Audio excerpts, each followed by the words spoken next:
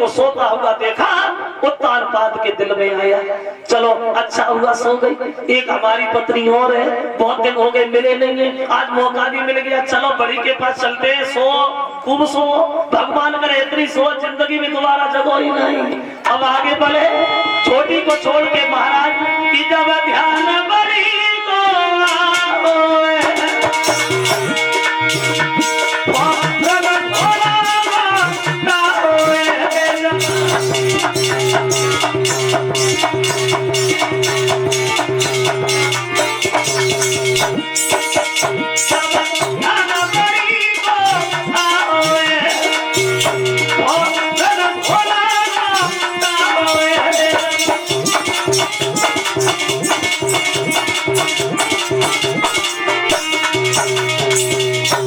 को सोता छोड़ दिया, सोती रहो, हम तो गए, निकल गए बड़ी रानी के पास।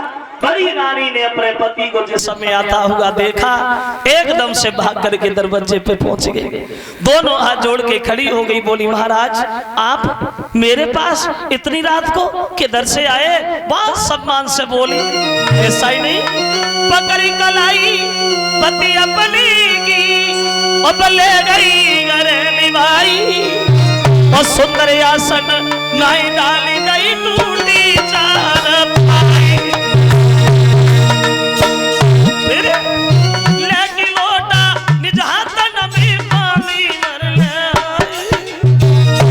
बड़ी रानी, अरे लेके लोटा निज हाथन में पानी भर ले आई, कैसी आवन भयो आपको सत्य का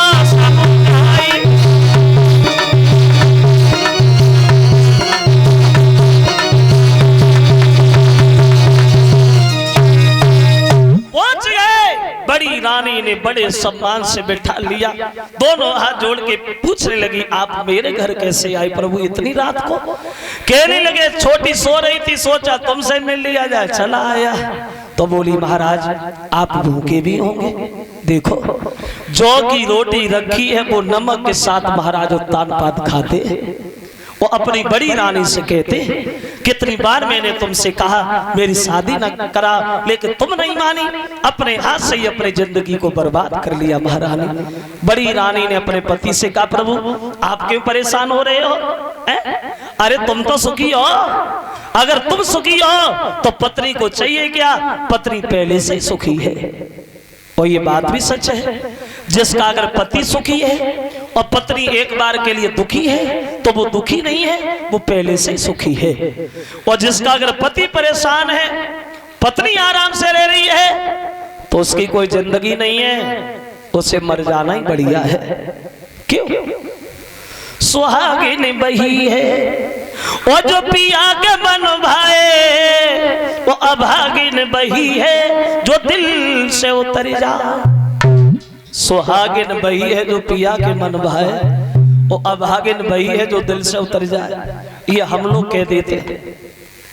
एक दिन इसका बिल्कुल उल्टा लिखा हुआ देखा, एक ट्रक के पीछे प्लेट में लिखा था कि नारी बही जो पिया मन भाए, नारी बही जो पिया मन भाए, और पिया बही जो रोजाना पी के ही घर जाए।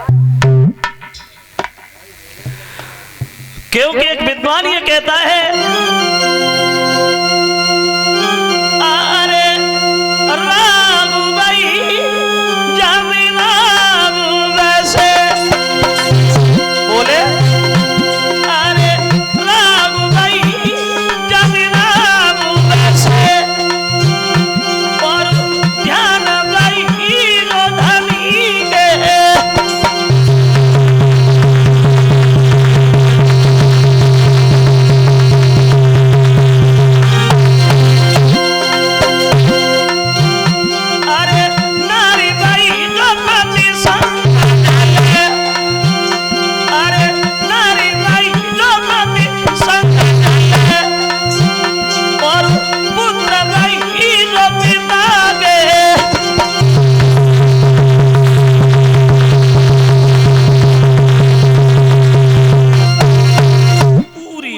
बड़ी के घर रुके हैं, देव देवर्षि नारद की बात सच भई और बड़ी रानी गर्भ धारण करती है।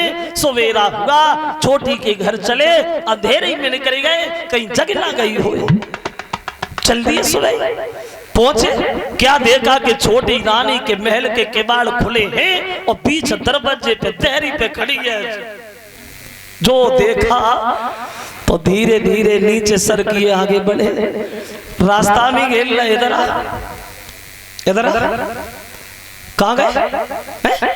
पूरी रात हम घर में अकेले बने रहे, पूरी रात हम अकेले घर बैठे, तुम कहाँ रहे? बोल ही नहीं रहे, चुपचाप खड़े।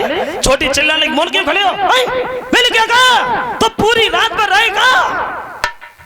नहीं बताओ, नहीं बताओ, हमें पता है तुम कहाँ रहे। अब बोली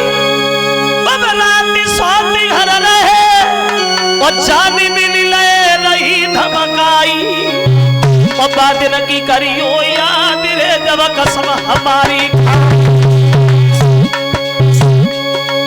उस दिन हमारी कसम खा रहे थे, उससे कभी बोलेंगे नहीं, बात नहीं करेंगे, फिर तुम्हारा कहे क्यों? जब घर के नारी सतनामी है सोई ओ बेचन पानी है जब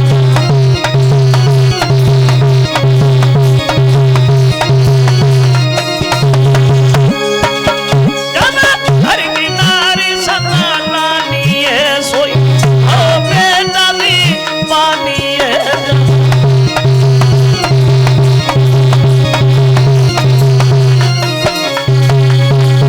छोटी बोली उस दिन हमसे कह रहे मुझसे बोलेंगे नहीं, बात नहीं करेंगे, फिर तुम कहो गए, क्यों गए?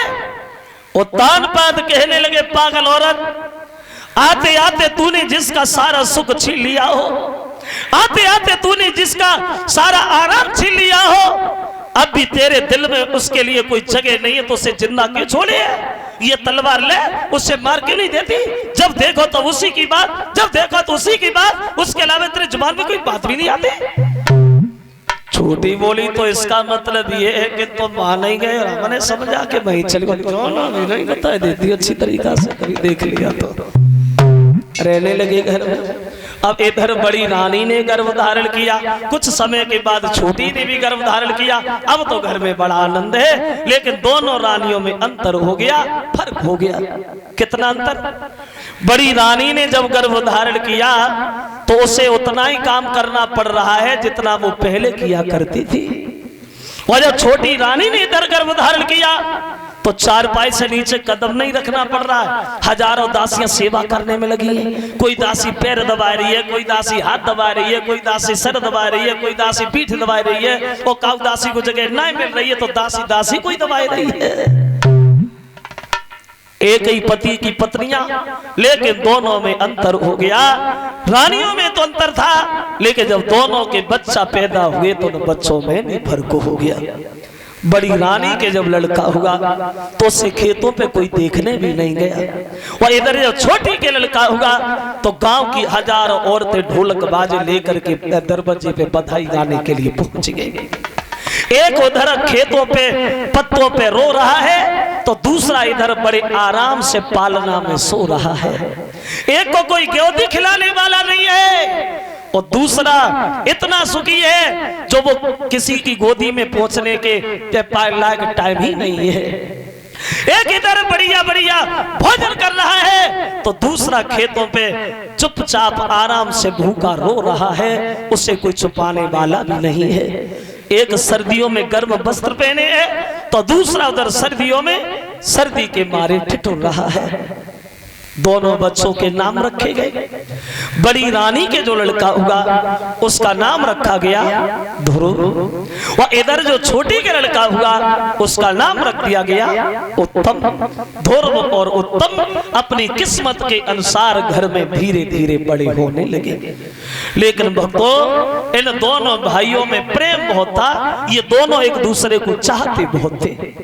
एक दिन उत्तम गया ध्रुव के घर और ध्रुव से दोनों हाथ जोड़ के बोला, भैया घर में अकेले रहते हो, अच्छा नहीं लगता होगा, तो मेरे साथ चलो, आज हम दोनों भाई साथ साथ खेलेंगे। और ध्रुव को साथ लिया और उत्तम खेलने के लिए बढ़ गया। दोनों बच्चा खेलते खेलते पहुंच गए महाराज उत्तानपाद का दरबार लगा है वहां दरबार में प्रवेश करेंगे। उत्तानपाद ने बच्चों को आता हुआ देखा तो मन में बहुत खुश हुए, मन में सोचने लगे परमात्मा तेरी बड़ा कृपा रही, चलो हमारी पत्नियों में नहीं बनी तो हमारे बच्चों में तो प्रेम है ही है। और मन में एक बात और सोची, उत्तम तो रोज हमारे पास ही रहता है, आज ध्रुव पहली बार आया है, आज उत्तम को गोद नहीं लेंगे ध्रुव को गोद लेंगे। उत्तम जमीन पे खड़ा हो गया, ध्रुव को गोदी में गद्दी पे बैठा लिया। दरबार में बातें होने लगी, सब लोग एक दूसरे से बातें करने लगे, भैया पिता हो तो महाराज जैसा हो, जितना ही महाराज बड़ी रानी को मानते हैं उतना ही छोटी को मानते हैं। और फिर पिता के लिए संतान बराबर होती है, चाहे घर में एक लड़का हो चाहे 10 हो। लेकिन एक बात ध्यान रखना, जहाँ 4 आदमी इकट्ठे बैठे होते हैं वो चारों एक ही बुद्धि के नहीं होते, अलग अलग बुद्धि के होते हैं। उन लोगों के बीच में एक नीच बुद्धि वाला आदमी और बैठा था। नीच बुद्धि वाला कौन? चुगला चूक तुए नहीं और बस गाय कहो चाहे रोए, और घर घर फूट कराई दे वो करे एक के दो। जो नीच होते जिन्हें कहते चुगला, और ऐसे लोग अपनी आदत में कभी सुधार नहीं लाते। जैसा हमने कल बताया था, जिसकी आदत जैसी बन जाती है वैसी बनी रहती है, सुधरती नहीं है। चुगल से मन की बात कहो पर चुगल कब ना छूके वो अंधे पे भैंसिया कुतवैयो तो 9 की 11 कूते गो।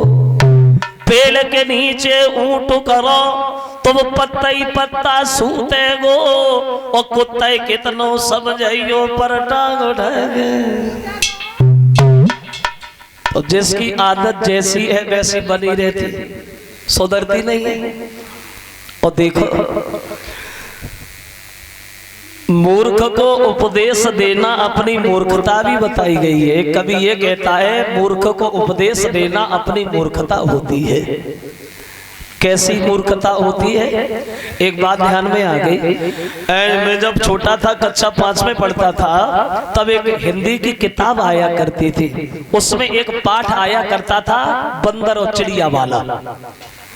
बंदर और चिड़िया वाला, पानी बरस रहा था, सर्दी पड़ रही थी और बंदर एक डाली पे बैठा भीग रहा था और बड़ा सर्दी के मारे कप रहा था। तो एक चिड़िया घोंसला में बैठी थी, तो वह चिड़िया ने बंदर को सर्दी के मारे ठिठुरता देखा तो वह बंदर से बड़ा अच्छी बात कही, कहे दादा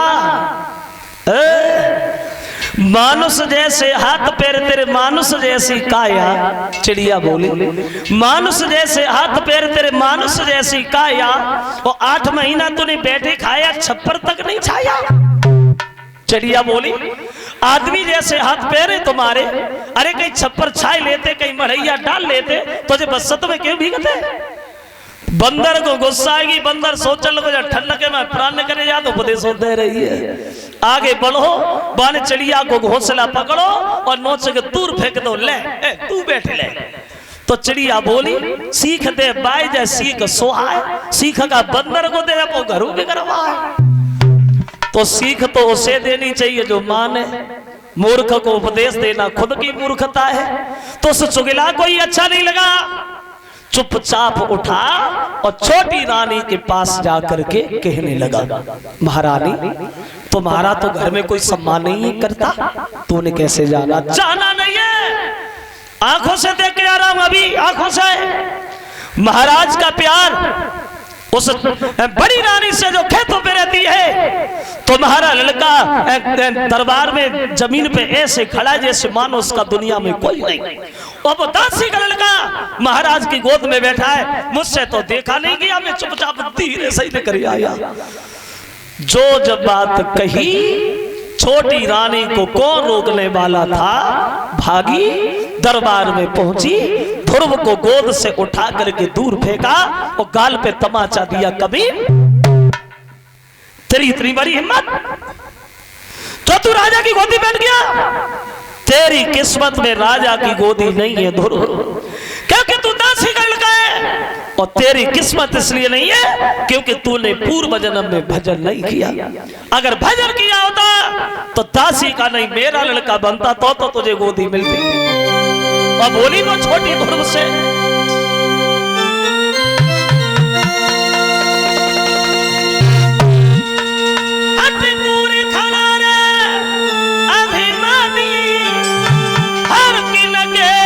मुकाबले आया है।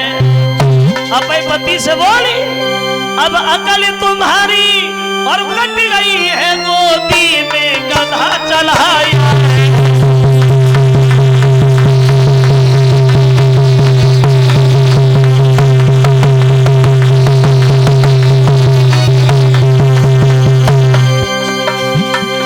तेरी किस्मत नहीं है, और किस्मत इसलिए नहीं है भजन नहीं किया। मैं बोली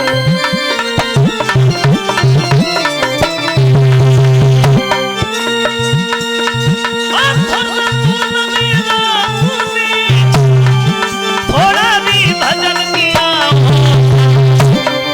तो उत्तम के तूने मेरी कोख से जन्म लिया होता।